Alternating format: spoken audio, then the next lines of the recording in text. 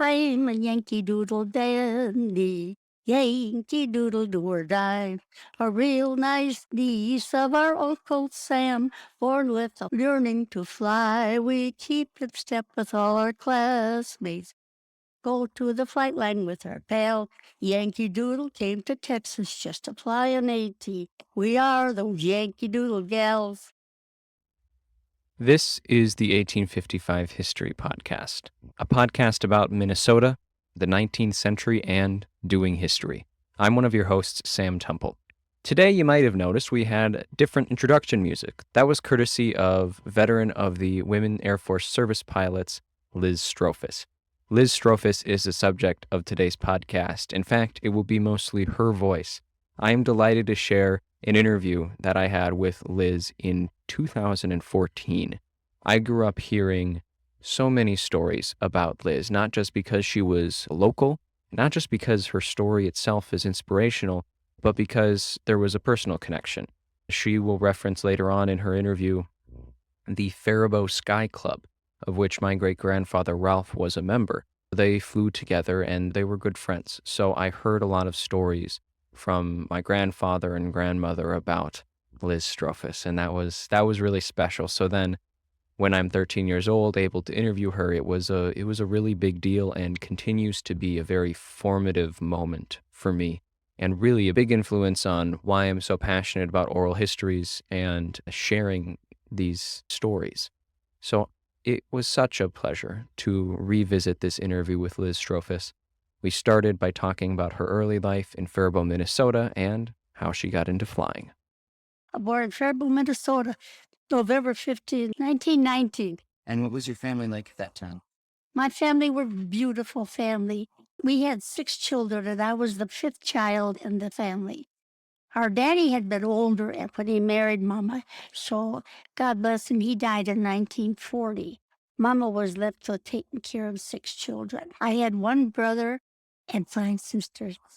It was a wonderful family. I enjoyed my family very, very much.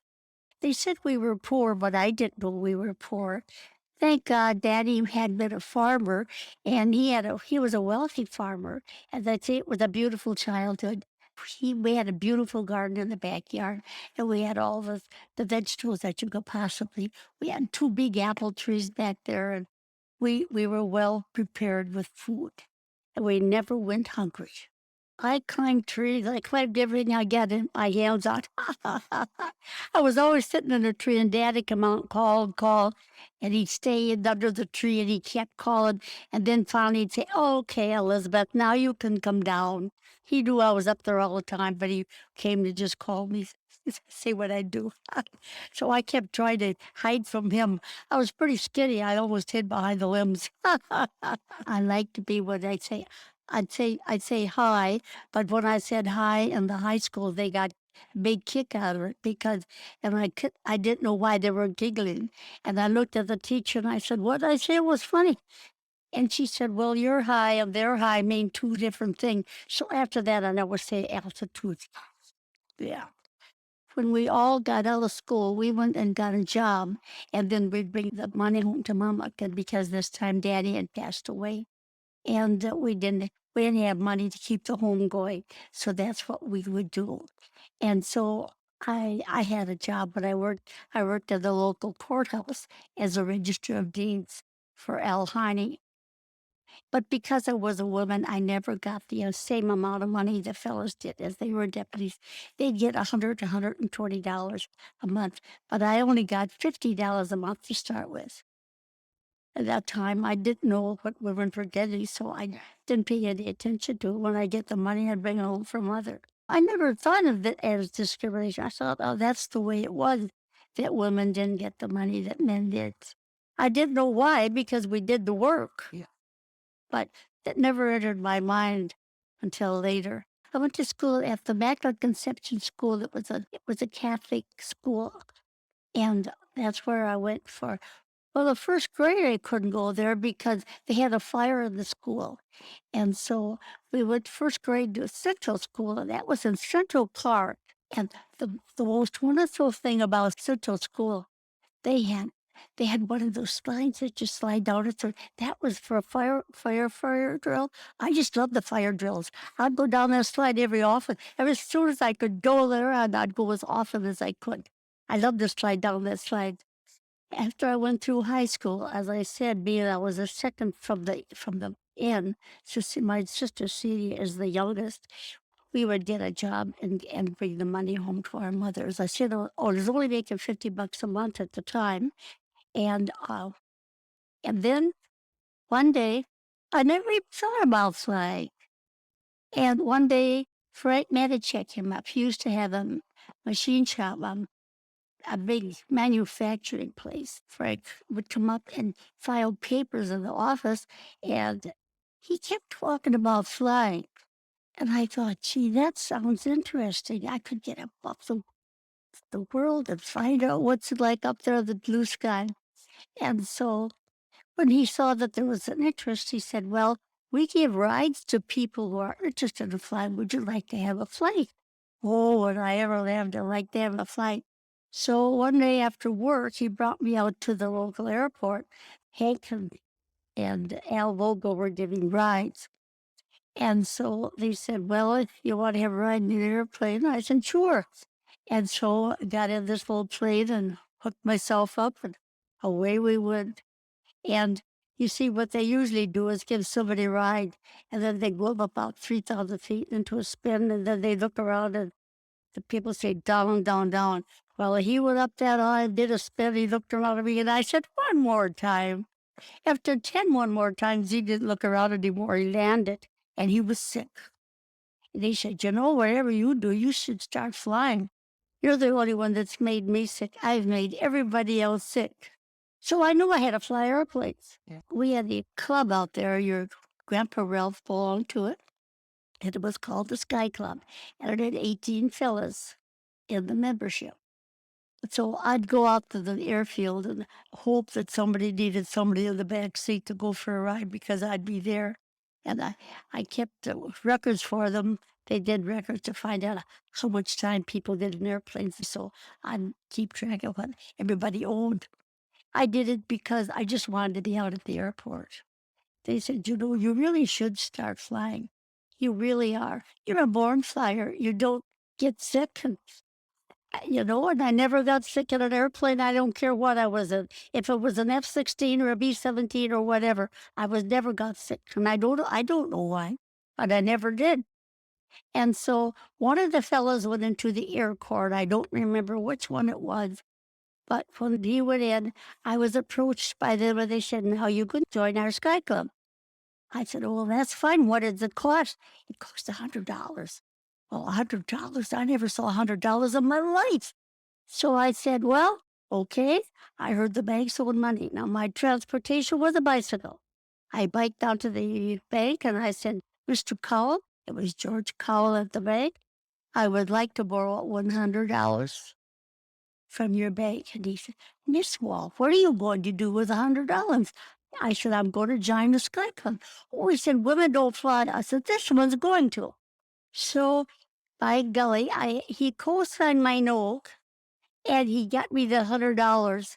And by golly, and he took my bicycle as collateral, so I could only pay $5 a month because I had to give the rest of the money to Mother. And so I paid my $5 a month to him, and that's how I got my $100 to join the Sky Club. When I heard that Japan had bombed Hawaii, I was heartbroken because I knew by that time that we were going to be entering war. And I was thinking if I were a man, I'd be the first one in line. But I was only a woman. Shortly after the United States entered World War I, it was evident that there was a rather immediate shortage of male pilots. Under the leadership of Jackie Cochran, the Women's Airforce Service Pilots took over some of the domestic duties otherwise handled by male pilots. Needless to say, they faced challenges, discrimination, and, as Liz will tell you, outright sabotage. Well, you see, what had happened, we went down to Sweetwater, Texas, and we were in there for 6 months. Our government did not want women flying their airplanes. They were very much against our flying, so they did everything they could to stop us. In fact, they even had a spy one time down there. They had gotten a girl to join, and she was a spy, and she was trying to find something wrong with our program. And she couldn't find anything wrong with the program. Her spying didn't do any good. And it was the general that took her down to find out something wrong with our program. And they couldn't find anything wrong with it. We had 38 of our women killed in the service.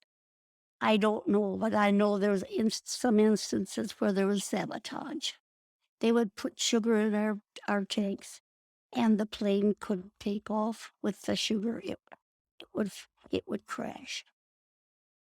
And now, I know some of them were probably accidents, but some of them were sabotage.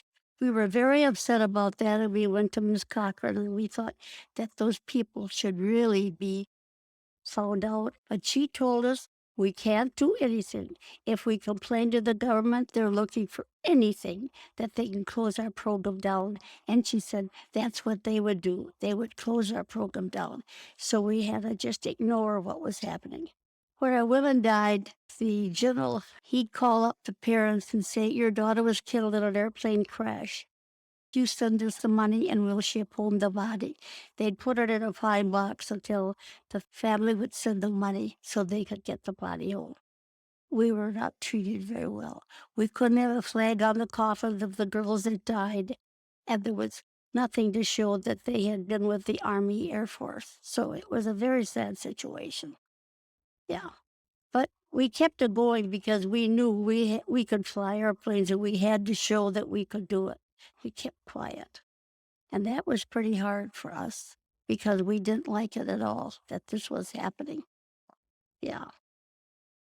We were the first class of 1944 to obtain our beautiful wings. We were so proud to receive our wings. They have a star in the center to signify womanhood. Instead of a shield, the men had shields. We went into the Air Force. We took the pledge, honoring and serving our country and all that. And we, raised the flag and everything like that. But we thought we were a part of the Air Force. But they never made us a part of the Air Force. And when we graduated, 10 of us were sent to Las Vegas Army Airfield. I either was training instrument pilots or I was diving in on the B-17s. I like that better. This friend of mine, Jim, he and I used to do a little bit of dog fighting in between, waiting for the B-17s to come along. In fact, a couple of times I'd have to call and remind us what we were supposed to be doing. However, I was such a good time dog fighting. I was going to give him his first instrument flight. We taught instrument much different than they do today. We went up to the plane and he saw that big thing over the hood and he said, I'm supposed to get under that? And I said, yes, I'm in the front seat and I'll direct you. I'm not going to get behind there and get that hood over my head. I said, well, that's up to you, Jim, but I tell you what, I want to take you up and show you that I can handle an airplane. So we went up to about 5,000 feet and I did spins and rolls and anything else I could think of. I just rang that boy out good.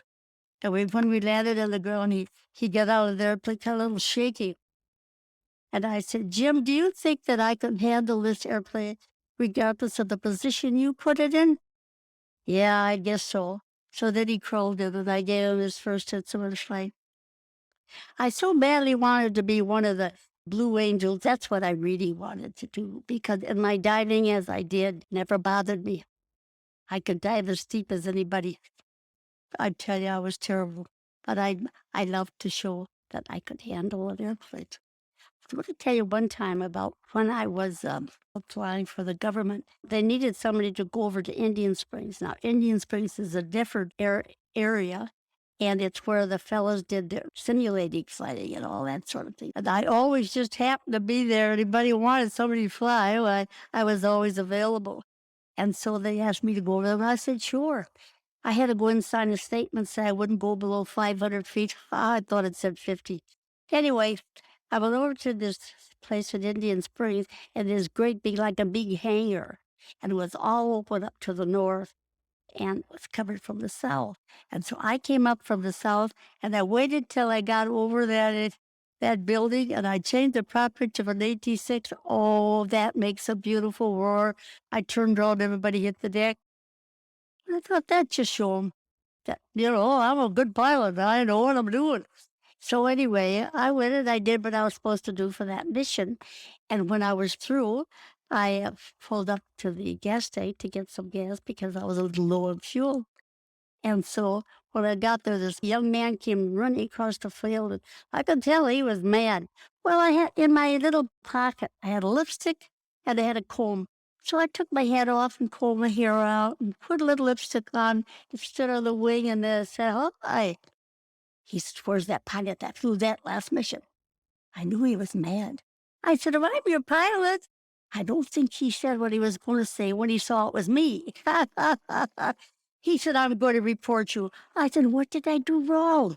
He said, "You scared the hell out of my boys." And I said, "Where are your boys going from here?" "Where they're going to combat, and I want them to live to get there." And I said, "You know what? I gave them a little scare. So they had it before they got there so they could come home again." Well, anyway, we became friends later on, but he was very upset with me that day. I did maybe do hazardous things, but I always knew I could handle the airplane. That airplane couldn't be any position that I couldn't pull out of it. Oh, it's terrible. I had a terrible ego. I knew nothing was ever going to happen to me. I'm still living. In 1944, Liz and the other pilots received a shock when the WASP program was shut down. That was tough. Here I flew B-17s, 1,250 horsepower in each one of those 4 engines. I flew the fighter aircraft, the only one they had on board. I just flew everything I got my hands on. And I was supposed to go back and fly a little Piper Cub. That was really tough. And you see, we were treated as civilians. We were never, we gave the oath of the country when we went in, and we were saluted and we saluted, and we thought we were a part of the Air Force because it said Women's Air Force Service Pilots, and that's what we were. But all of a sudden, that's what happened in the latter part of 44, December 20th, I'll never forget that date, 1944. They said, "Girls, you did a good job. Now you can go home and lead a normal life." Excuse me, what's a normal life without an airplane? That was really tough because we all love to fly. And we didn't want to have to stop flying those airplanes. But that's what we had to do.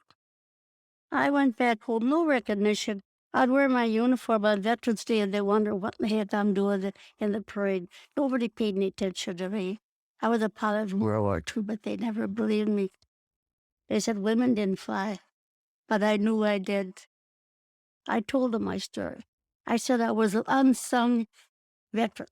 I think it was in 79 or 80 we got recognized as veterans. DD 214 saying that we were a veteran of the Army Air Force. And I was very proud. I really did think it was about time. I've been to 30 states giving my programs. And I speak to anybody who will hear me because I wanted them to know that we were pilots during World War II and we were women pilots of the United States Air Force. And you know what? We were called the Air Force and they weren't called they were the Air Corps. And they didn't become Air Force until later. And we were Air Force all the time. I had a mention them. I've spoken to a lot of children. I like to tell them a little bit about what happened. And not only that, to let the girls know. I wanted them to know that the sky wasn't the limit, that they could go as far as they wanted to, and that there should be people behind them that would show them the way. Sky was never the limit. I wanted to go as high and as far as I could go. It's easy to see why Liz was such an inspiration to so many. There was one anecdote that she mentioned that I really wanted to get in. I wasn't quite sure where to put it. We started talking about what Liz's life was like after the war. She talked about her activism. She talked about her storytelling and finally receiving veterans recognition. This is a story that took place when Liz was 71 years old in 1991 when she got the opportunity of a lifetime that she, as you will hear, did not turn down. You know, I think I was the first girl to fly an F-16. I was at an air show with General Andreotti. He was the general of the Air National Guard at the time. And the beautiful F-16 was sitting out there, and he said, "Oh, Vinny, would you like to fly an F-16? I said, "Sure I would." He said, "Well, you write me a letter and tell me why you want to fly an F-16. I wrote him a letter and told him why I should fly an F-16. After all, if I could fly the pursuits of yesteryear, why couldn't I fly the pursuits of today? Oh, I tell you, I had a terrible ego. I waited for 2 weeks, and I thought, they forgot all about me. Finally, I got the call, and they said, "When would you like to fly the F-16? I said, "Tomorrow." I said, "I'm not going to wait around. They'll change their mind." I was the first woman to fly that. I went up to Duluth, Minnesota. They had a regular rigmarole I go through. They had a doctor. I think he came in to see if I was of sound mind. And he talked to me for a while. He says, "There's nothing wrong with her." He didn't even give me an examination. He said, "She could take that flight." So anyway, I got in that airplane, and I'm telling you, it was like I was built in there. I just felt right at home. And of course, this is an F-16 of the day, and I flew the old warbirds of yesterday. There's a little bit of difference in between there. And I'd never been in a simulator of an F-16 to show what it does. I just got in and took off with the fella. So we were up flying for a while, and then finally said, "Okay," he said, "You want to fly?" I said, "Sure." So I was going to do a gentle turn. I did a 6G turn just like that. The guy got on the stick and he said, "Hey, take it easy. I don't have the brown bag in front." I said, "Honey, you can have mine because I don't need it." As I mentioned before, Liz passed away in 2016 at the age of 96. It was lovely seeing everyone gather to remember and honor this truly remarkable woman. I hope you enjoyed revisiting this conversation today. I know hearing Liz's voice brings a smile to my face, as I'm sure it will for so many others who knew her, heard about her, or had seen some of her programs. Thank you for listening. We'll see you next week.